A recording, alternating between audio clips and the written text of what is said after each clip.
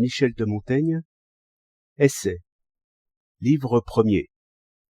Chapitre 11. Sur les prophéties. À propos des oracles, il est certain que bien avant la venue de Jésus-Christ, ils avaient commencé à tomber en désuétude. Cicéron se demandait déjà quelle était la cause de leur déclin. Voici ses propres mots. D'où vient ce qu'on ne rend plus d'oracles de cette sorte à Delphes?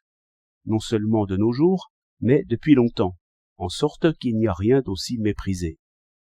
Qu'il s'agisse des prédictions tirées de l'anatomie des bêtes lors des sacrifices, prédictions qui, selon Platon, ont déterminé en partie l'arrangement naturel des organes internes, ou tirées du trépignement des poulets, du vol des oiseaux, nous croyons que certains oiseaux sont nés pour servir l'art des augures, ou encore de la foudre, des tourbillons des rivières, les aruspices voient beaucoup de choses, les augures en prévoient beaucoup, beaucoup d'événements sont annoncés par les oracles, beaucoup par les devins, beaucoup par les songes, beaucoup par les prodiges, ou d'autres sortes de prédictions encore, sur lesquelles l'Antiquité fondait la plupart de ses projets, tant publics que privés. Notre religion les a abolis. Il nous reste pourtant encore quelques moyens de divination par les astres, les esprits, les formes du corps, les songes, et ailleurs, exemple remarquable de la folle curiosité de notre nature, qui passe son temps à se préoccuper des choses futures comme si elle n'avait pas assez à faire avec les présentes.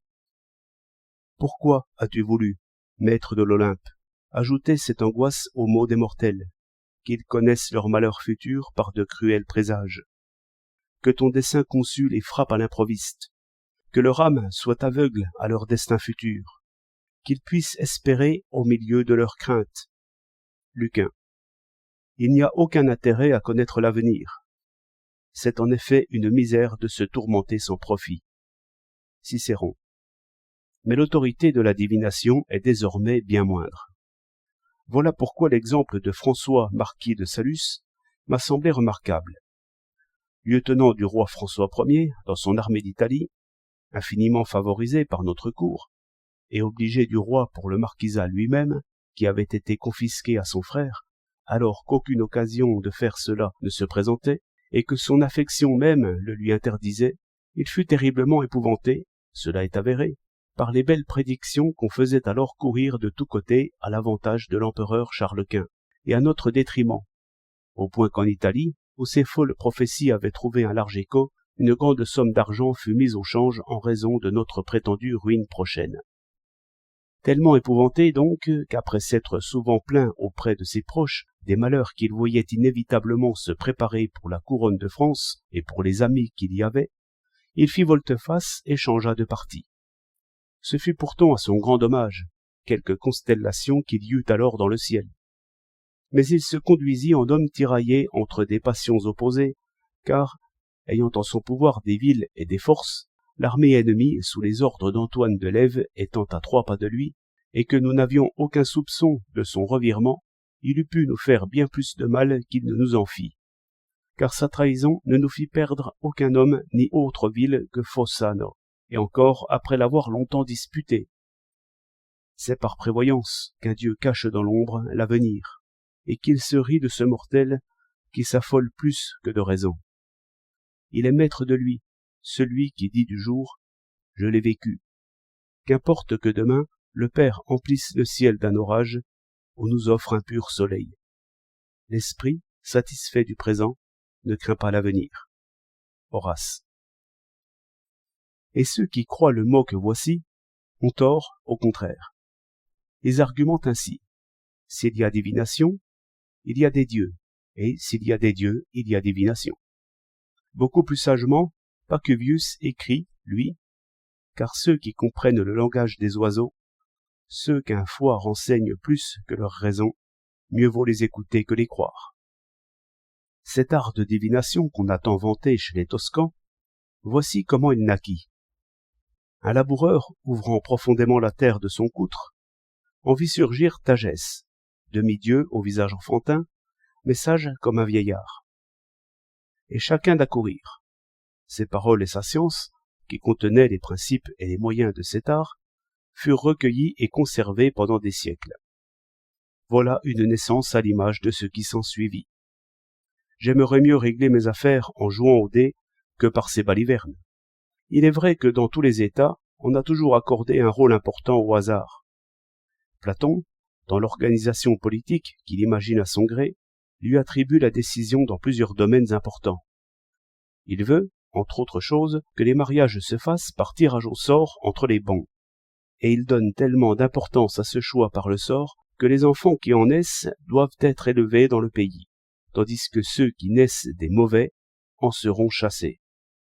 Mais toutefois, si l'un de ces bannis venait par hasard à prouver en grandissant qu'on peut attendre quelque chose de lui, on pourra le faire revenir, et à l'inverse, on pourra aussi exiler celui d'entre les élus qui décevrait, par son adolescence, les espoirs mis en lui.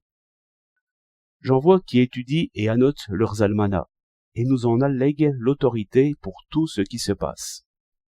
Mais à dire tant de choses, il faut bien que s'y trouvent des vérités et des mensonges. Quel est celui qui, tirant toute la journée, n'atteindrait pas le but, parfois? Cicéron.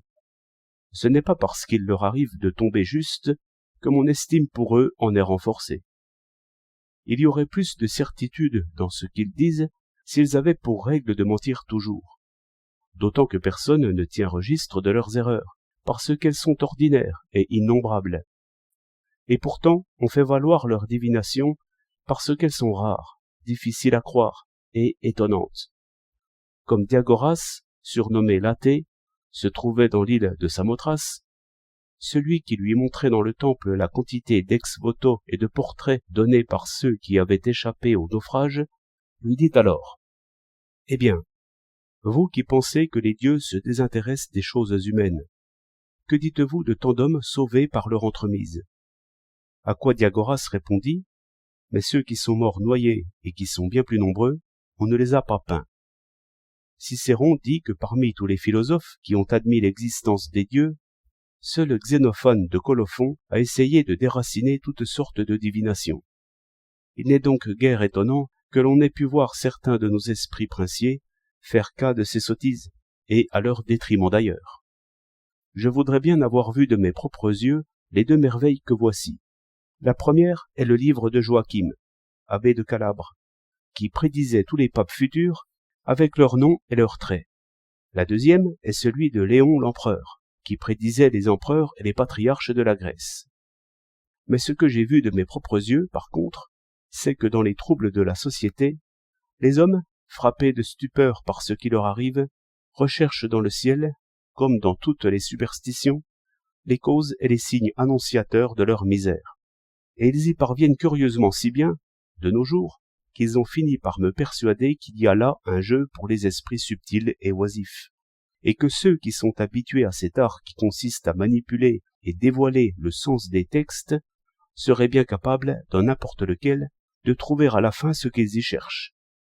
Mais ils y ont beau jeu, car à ce langage obscur, ambigu et fantastique des textes prophétiques, leurs auteurs ne donnent aucun sens clair, afin que la postérité puisse lui appliquer celui qui lui conviendra. Le démon de Socrate était peut-être une sorte d'impulsion de la volonté, qui lui venait sans le secours de la parole. En un esprit bien épuré comme le sien, et préparé par le continuel exercice de la sagesse et de la vertu, il est vraisemblable que ces avertissements, quoique prématurés et confus, de par leur importance, aient toujours mérité d'être suivis.